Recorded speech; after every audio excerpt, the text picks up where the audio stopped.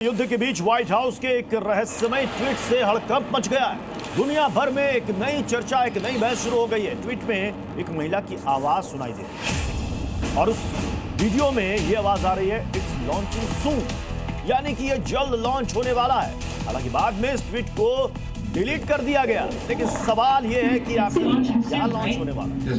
क्या दुनिया पर परमाणु हमले का खतरा मंडरा रहा है? इस ट्वीट को जिसे डिलीट किया गया, इस आवाज को, उसके बाद ये कई सारे सवाल खड़े कर रहा है। अमेरिका का व्हाइट हाउस, जहां से सब कुछ संचालित होता है, अब सवाल ये है कि अगर ये ट्वीट डाला गया, फिर इसे हटाया क्यों?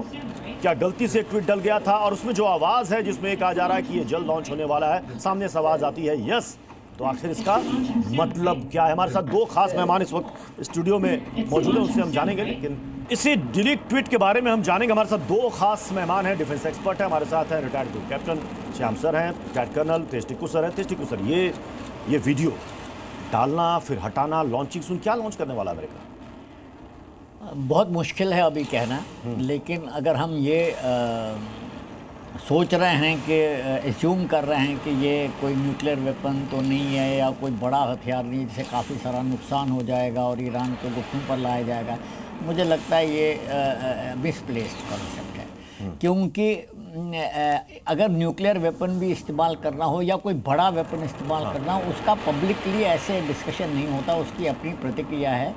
और इसको किसी बड़े हथियार के साथ जोड़ना, मुझे लगता है वो ठीक नहीं होगा।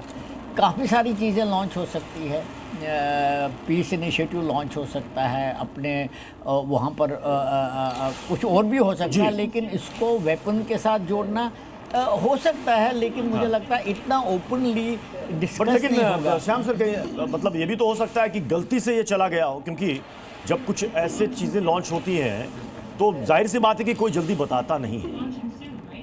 देखिए, दो बातें इसमें। पहली बात कि ये बहुत ही क्लियर है, बहुत ही क्लियर है कि एक डी डे आने वाला है। स्ट्रैटेजिक एम तो उनका है कुछ और, टैक्टिकल एम्स अभी वो पूरा कर रहे हैं। मैरीटाइम वारफेयर में army, navy, air force, space craft, asymmetric threats, political AIIMS और वर्ल्ड को साथ में लेना, सब कुछ आता है। क्योंकि मैरीटाइम वारफेयर बड़ा क्षेत्र है, गल्फ की लड़ाई वो लड़ाई होने वाली है। तो ये लॉन्च कह के चुप हो जाना, दो बातें, साइकोलॉजिकल वारफेयर का भी हिस्सा।